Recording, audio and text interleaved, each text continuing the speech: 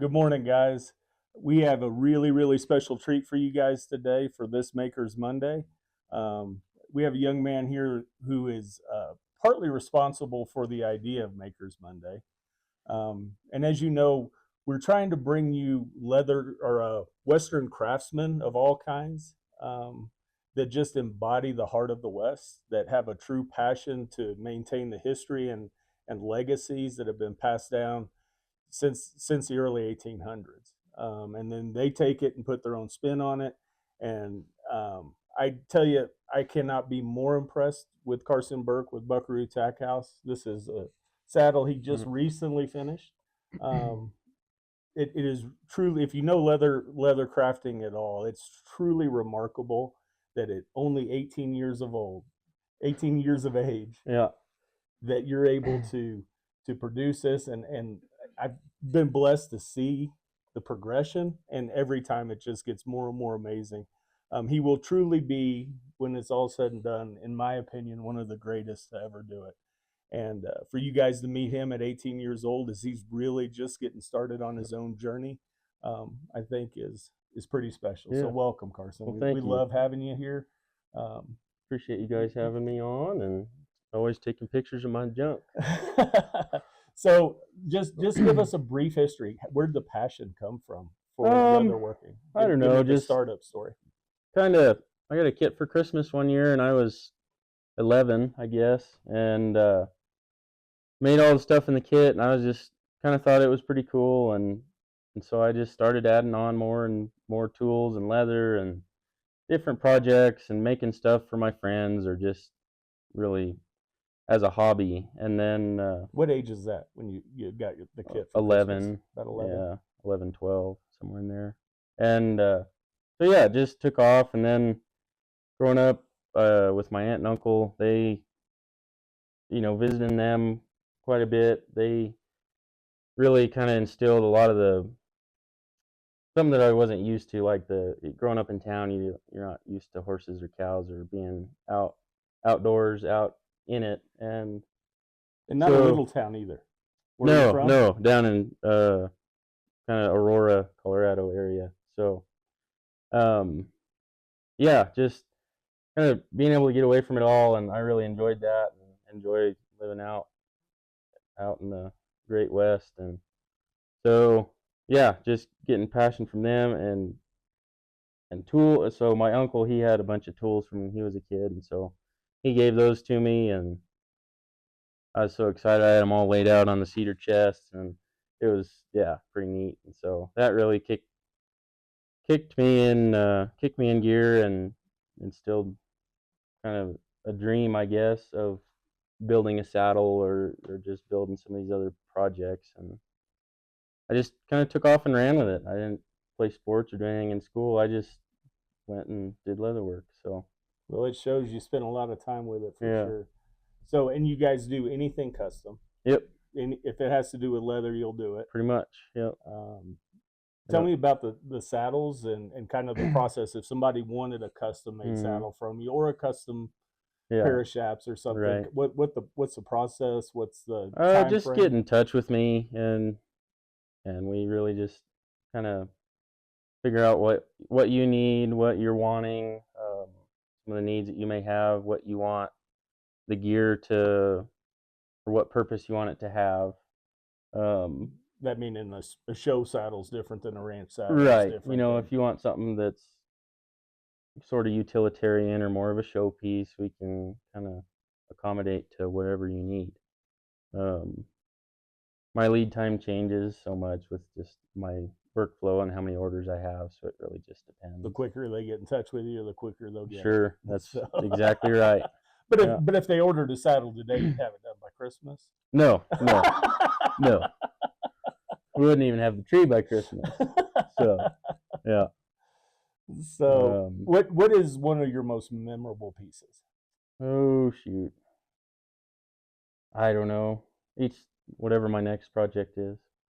Whichever. Always looking towards the next one. Well, I tell you, I mean, that's kind of a political answer, but I've seen your work, and everyone's better. I think it's as good as it gets, and then the next one somehow is better. So tell me about this saddle. Who's it going Uh, to? Where's it going? a What's its life going to look like? gal down in Grover, Colorado, she ordered it last winter, and she kind of gave me free range. She told me a little bit about what she wanted, and told me she likes sunflowers, and we picked out some stamping designs and kept her budget in mind with it. And she said, rough out seat and fenders, and she really wanted kind of a classy saddle that she could use every day, because that's what she does. She works off a horse. So yeah, we got a tree, figured out what she needed, what kind of horses she's trying to fit, and the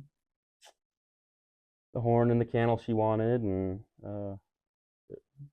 chose the brass hardware, and yeah, just overall turned out to be a pretty sweet looking saddle, I think. I think it's absolutely beautiful and will Yeah. last longer than us. That's right. Much longer than us. So she'll be That's- able to pass this down. yeah. And I think that's what I am so impressed with you with is you take the time to make sure, because this thing's going to be passed down in families and Right. stuff, and this is, it's a piece of art to me, and but it's a piece of art that'll stand the test of Right. time, and that's and you take the care. I've seen you work in your Sure. shop. Yep. Every pound of the hammer is special. So Yep. and I don't know if you all understand. I know some of you do, and some of you have no concept the amount of time it takes to make something Yeah. like this. The commitment that everything, every stitch matters. Right. Every stitch matters, and Absolutely. I mean, we're taking some photos of this earlier, some promo photos, and you're like, well, that stitch is out of place, and you would never see it, Right. but your artist's eye is able to catch that up. Sure. So earlier this year, you took a trip out to the West Coast, Yeah. through the West Coast. Tell me about that and why you took the trip, because I think this is a Out big. to my good friend Julie Bacher. She has a leather classroom in Ellensburg, Washington, and she hosts classes, and she also teaches a lot of classes, mostly shap making, or if you have certain projects in mind, she can definitely accommodate. But went and took a shap making class with Carlos Messias, and so yeah, I toured all around. Let's see, I went up to Billings, across I-90 there through Bozeman and Coeur d'Alene, and into Ellensburg. Stayed there for 4 or 5 days with Julie, and then went on a tour coming home. Went through Pendleton, down to Salmon, Idaho, and then through Pinedale, and then back home.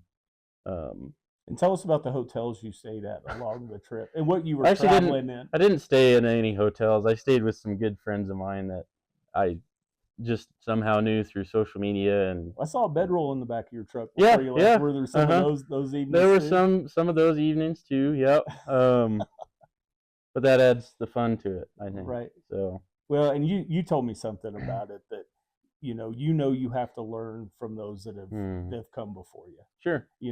And I think any artist will take what has been handed, and you take the classes, Yeah. you take their experiences, and then you kind of morph it into your own thing. Yeah. And something that you can pass on down Right. the line. And that's a legacy of the Western industry. I think the Western industry does a beautiful job historically of the older generations taking that and passing it to the younger, and it's almost a rite of passage when Yeah. you get to start Yeah. passing that knowledge Sure. down. Some kid sometimes going to come up to you, Oh, get yeah. wet behind the ears, and but if you can see his heart and Right. know that he'll be a good steward of that's been passed down, I think it's Yeah. so special. I agree. So Yep. and obviously, I mean, you have a shop in Torrington, Wyoming. I do. Yep. Yeah, I got a shop there. Moved up there in pretty much June 1st. Working on getting the storefront open. So yeah, it's in a good spot. We're excited for it. I And think still it'll be still good. in college. Yeah, Doing college classes. Yep.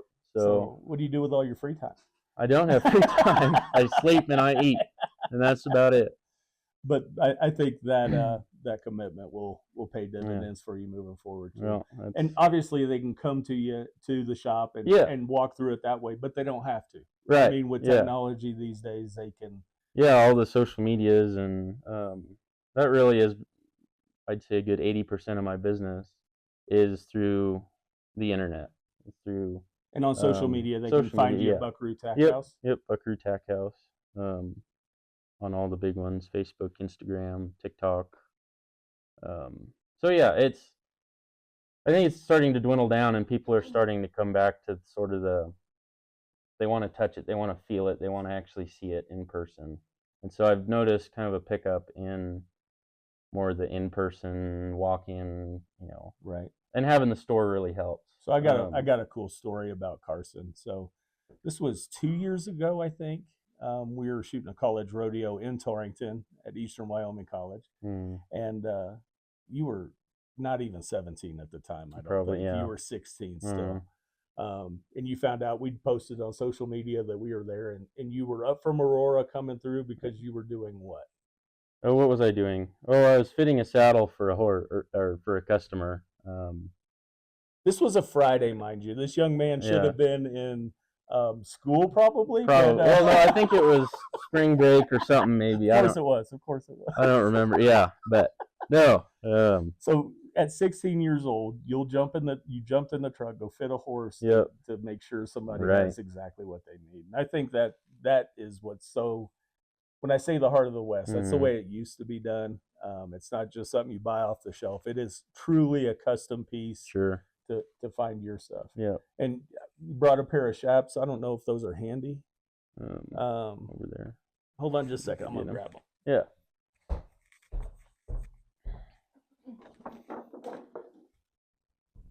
Because I think these are just absolutely a beautiful rendition of the true artsmanship. And I don't know, let me pick these up and let you see. But I mean, just down to every detail, to the actual, custom made buckles that are made. Yeah, my good friend Blaine Tamlin, he made those buckles, and yeah, we're hoping to get Blaine on here. He's sure a great guy. He's one of the best humans I've ever met. I think he is. Yeah. We said it today. If you don't like Blaine, you're a communist. That's how we feel about that. Yeah, it's such good people. And that's what's so fun in this industry. Yeah. We met each other a few years ago at Tom Horn Days. Yeah. I think it's the first time we met. Yep. We so impressed with you and just been following you and enjoying watching your journey in this. So, y'all, I cannot express enough. Go check him out, Buckaroo Tack House, all the social medias. Make a trip to Torrington. Go see him in person. Let him watch his craft as he's doing it. Yeah. 4724 US 26 there in Torrington. So we're just 2 blocks west of the fairgrounds, towards Lingle. Buckaroo Tack House at gmail.com. You can find me on social media too. That's got my email and stuff on there if you need to get in touch, and phone number. So yeah. Well, thanks again, my friend. I appreciate you having me on.